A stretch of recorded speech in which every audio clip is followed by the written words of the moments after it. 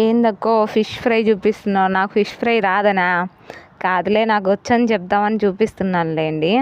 Fish fry అనేది చాలామంది ఏంటంటే డైరెక్ట్గా ఆయిల్లో అనేది ఫ్రై చేస్తారు. దానికి కార్న్ఫ్లోర్ అవన్నీ కలిపి అదంతా అవసరం అయితే లేదు. ఫిష్ ఏంటంటే సెన్సిటివ్గా ఉంటుంది కాబట్టి ఎమ్మటే కుక్ అవుతుంది. దీనికి అవన్నీ రాయాల్సిన అవసరం కూడా ఏం లేదు. ఓన్లీ ఉప్పు, కారం, గరం మసాలా. నేనైతే కొంచెం లైట్గా రాశాను పిల్లల కోసం. మీరు కావాలంటే కొంచెం ఎక్కువ రాసుకోవచ్చు. మనకి ఏంటంటే ఆయిల్లో ఫ్రై చేసినప్పుడు ఆ ఉప్పు, కారం, మసాలా విడిపోయి అది నెక్స్ట్ మనం వాడుకోవడానికి కూడా యూజ్ ఉండదు, వేస్ట్గా పడేయాల్సి వస్తుంది.